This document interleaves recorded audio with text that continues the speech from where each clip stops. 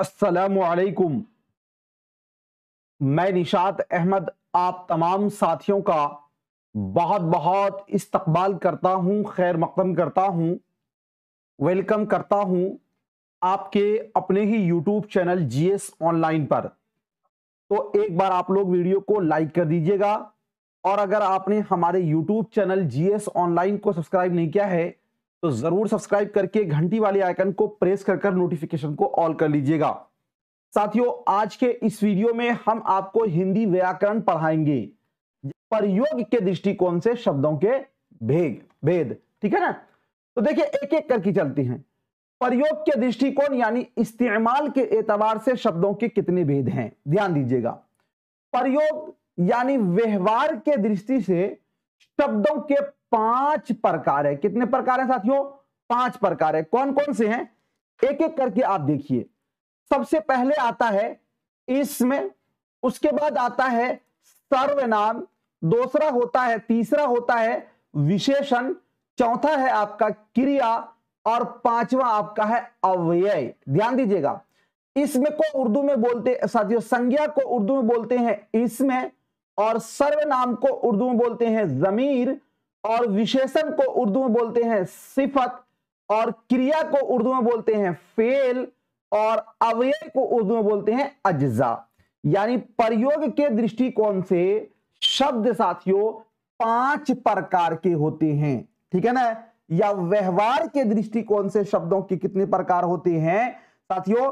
5 प्रकार होते हैं। अब सबसे पहले जानेंगे कि संज्ञा किसे कहते हैं। ध्यान दीजिएगा। संज्ञा को साथियों नाउन या इसम भी आप उर्दू में बोलते हैं।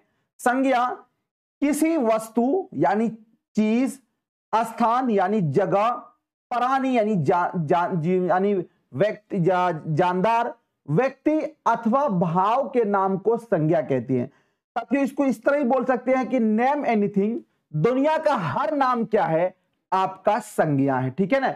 जैसे अकरम, पटना, कुर्सी, कमरा, बिहार, भागलपुर इत्यादि इत्यादि। ये सब साथियों क्या है? सबके सब संज्ञा है। ठीक है।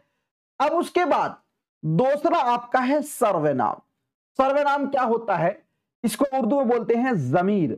जो शब्द संज्ञा के बदले आते हैं उन्हें सर्वनाम कहा जाता है।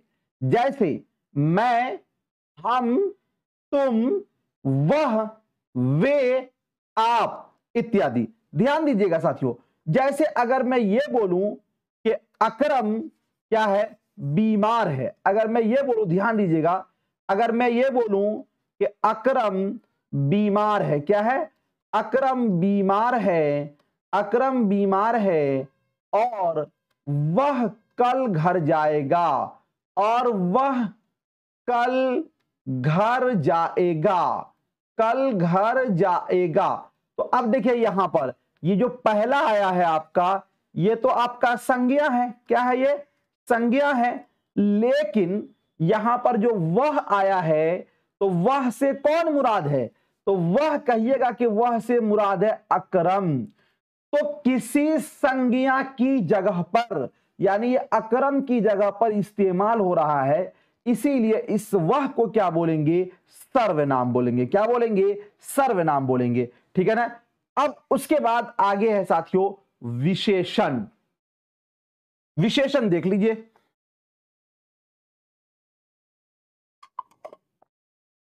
एक बार आप लोग वीडियो को लाइक कर दीजिएगा। विशेषण, विशेषण को उर्दू में बोलते हैं सिफत और इसी को इंग्लिश में बोलते हैं एडजेक्टिव। जो शब्द संज्ञा और सर्वनाम की विशेषता बताते हैं उन्हें विशेषण कहा जाता है। समझ रहे हैं? संज्ञा और सर्वनाम मतलब जो इसम और जमीर की खूबी को बताए उसे ही विशेषण कहा जाता है। जैसे साथियों देखिए, लाल, काला, पीला, अच्छा, बुरा। जैसे हम ये बोले कि लाल गाड़ी, क्या बोले? लाल गाड़ी। सुनिएगा, देखिएगा साथियों थोड़ा, लाल गाड़ी। तो ये जो गाड़ी है आपका, ये क्या है आपका? तो गाड़ी आपका है संज्ञा, और संज्ञा की विशेषता बता रही है साथियों, बताया जा रहा है किससे? लाल से। तो लाल आपका क्या होगा? ये आपका कहलाएगा विशेषण। क्या कहलाएगा साथियों? विशेषण।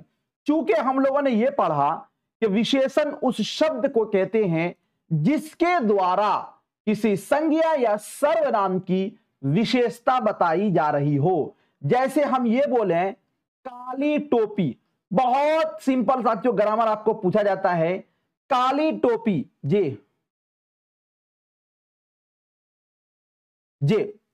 काली टोपी, क्या? काली टोपी। तो अब देखिए यहां पर टोपी आपका क्या है?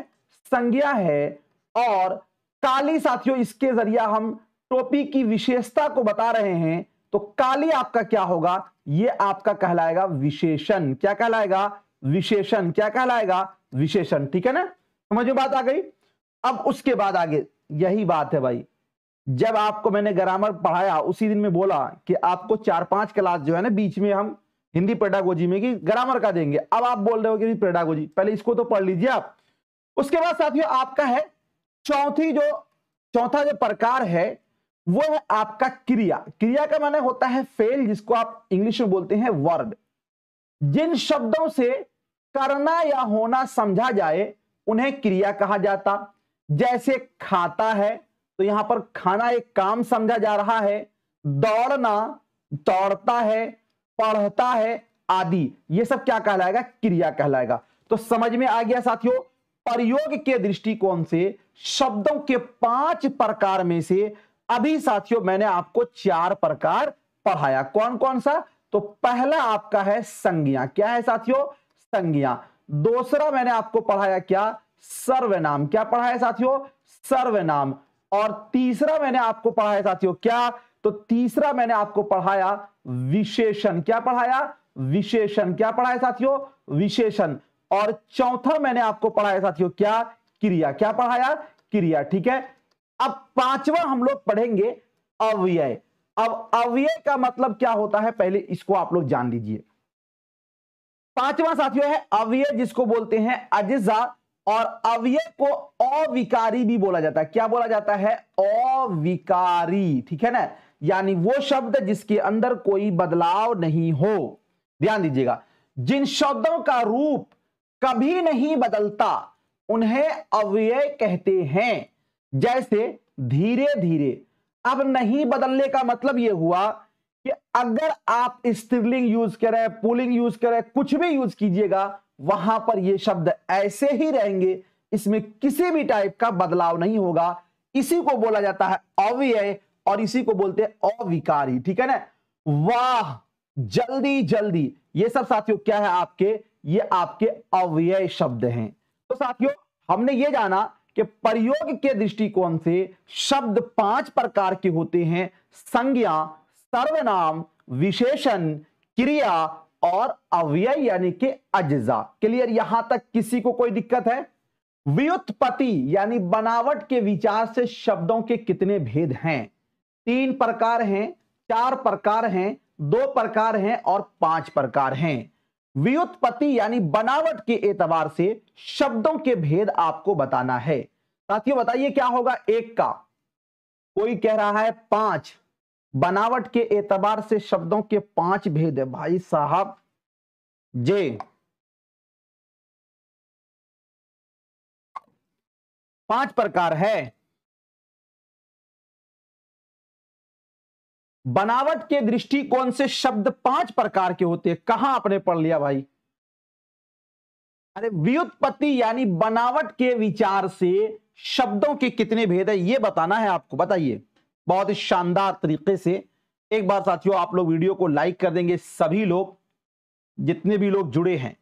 ध्यान दीजिए साथियों, हो सकता है वही होता है ना, कंफ्यूजन में आप लोग बता रहे हैं, लेकिन आप लोग साथियों इसको सही से आप लोगों ने नहीं पढ़ा होगा या फिर आपने याद नहीं किया होगा। बनावट के एतबार से शब्दों के साथियों 3 प्रकार होते हैं। ऑप्शन नंबर ए आपका राइट होगा। और याद कीजिए कौन कौन सा होगा।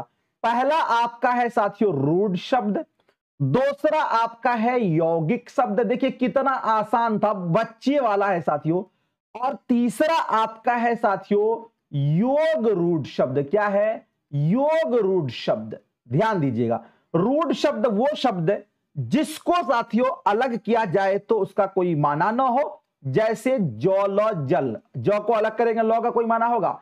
और यौगिक शब्द वो है जो साथियों आपका क्या हो कि जिन शब्दों को आप दो से मिलकर बना हो, यानी जिनका कोई माना हो। जैसे हम बोले हिमालय, क्या बोले हिमालय, तो इसका जो है हिम का अलग माना है और आलय का अलग माना है, नहीं तो ये आपका क्या होगा, यौगिक शब्द होगा। और योग रूढ़ वो शब्द होता है जो अपने साथियों माना को छोड़कर किसी दूसरे में क्या हो, कन्वर्ट हो गया हो दूसरे के लिए। जैसे साथियों हम लोग बोले लंबोदर, क्या बोले लंबोदर, तो इसमें लंबा एक अलग माना है और उधर का माने होता है पेट, लंबा है जिसका पेट, लेकिन यह कहा जाता है गणेश जी को। किसको कहा जाता है, गणेश जी को। तो हमने ये जाना व्युत्पत्ति यानी बनावट के दृष्टिकोण से ये शब्द जो है वो तीन प्रकार के होते हैं। कौन कौन, रूढ़, यौगिक और साथियों योग रूढ़। देखें आप लोग 5 बोल रहे थे, अरे ये नहीं है, बहुत आसान शब्द है। चलिए, उद्गम यानी उत्पत्ति के विचार से शब्दों के कितने भेद है, उत्पत्ति के, उद्गम यानी उत्पत्ति के विचार से शब्दों के कितने भेद है, 5 हैं, 4 है, 3 है और 2 है। चलिए बताइए आप लोग बहुत ही शानदार तरीके से। जी बहुत ही अच्छा, एक बार वीडियो को जिन लोगों ने भी लाइक नहीं किया लाइक कर दीजिएगा। जी देखिए, उद्गम यानी उत्पत्ति, जी यानी माखज के एतबार से शब्द जो है वो 4 प्रकार के होते हैं। कहीं कहीं आपको साथियों 5 भी देखने को मिलेगा। पहला होता है आपका क्या होता है, पहला होता है आपका तत्सम, क्या होता है तत्सम। दूसरा आपका होता है साथियों तद्भव, क्या होता है तद्भव। तीसरा आपका होता है साथियों क्या होता है देशज, और चौथा आपका होता है साथियों क्या होता है विदेशज। और ये 4 के अलावा मैंने एक और आपको पढ़ाया था और उस शब्द को बोलते हैं संकर। संकर साथियों सौ से यानी दंत सौ से। तो ये जो है ना आपको पूछा गया उद्गम यानी उत्पत्ति के विचार से शब्द कितने प्रकार के होते हैं, 4 प्रकार के। Option number B. कौन कौन सा, तत्सम, तद्भव, देशज, विदेशज। क्लियर, चलिए बहुत ही अच्छा, शानदार। अगला क्वेश्चन है, खिचड़ी निम्नलिखित में से क्या है। खिचड़ी तत्सम है, तद्भव है, देशज है, विदेशज है। खिचड़ी, डिबिया, ढोलक, ये सब जो शब्द है साथियों ये सभी के सभी ये देशज शब्द हैं। देशज शब्द वो शब्द है जो क्षेत्रीय भाषा से लिया गया हो, यानी जिसके कहां से आया इसका कोई अता पता न हो। तो आपका खिचड़ी क्या है, ये आपका ऑप्शन नंबर सी आपका राइट हो जाएगा। अगला क्वेश्चन देखते हैं 4 नंबर में, सूरज को इनमें से किसके अंतर्गत रखेंगे। देशज के अंतर्गत, विदेशज के अंतर्गत, तत्सम के अंतर्गत और तद्भव के अंतर्गत। देखिए सूरज का साथियों संस्कृत में जो सूरज है उसको बोलते हैं सूर्य, क्या बोलते हैं सूर्य। और इसका जो साथियों हिंदी होता है वो होता है सूरज, क्या होता है सूरज। यानी ये सूरज जो है असल में कहां से आया, संस्कृत से आया। तो जो शब्द संस्कृत से रूपांतरित रूप हो यानी संस्कृत का कन्वर्ट किया हो उसको साथियों बोलते हैं तद्भव। क्या बोलते हैं तद्भव। तो ये आपका सूरज क्या होगा, तद्भव होगा। और अगर यही सूर्य पूछता तो ये हो जाता आपका तत्सम, ठीक है ना। तो आपका क्या हो जाएगा साथियों 4 का ऑप्शन नंबर डी। इसी के साथ एक बार वीडियो को आप लोग लाइक कर दीजिए। अगला क्वेश्चन है साथियों, किताब इनमें से किस प्रकार का शब्द है। तत्सम है, तद्भव है, देशज है, विदेशज है। किताब, तो किताब जो है साथियों, किताब ये अरबी का लफ्ज है और जो अरबी के हो, फारसी के हो या फिर साथियों अंग्रेजी के हो वो शब्द कहलाते हैं विदेशज शब्द। तो इसीलिए ये हो जाएगा आपका ऑप्शन नंबर डी यानी कि विदेशज, ठीक है।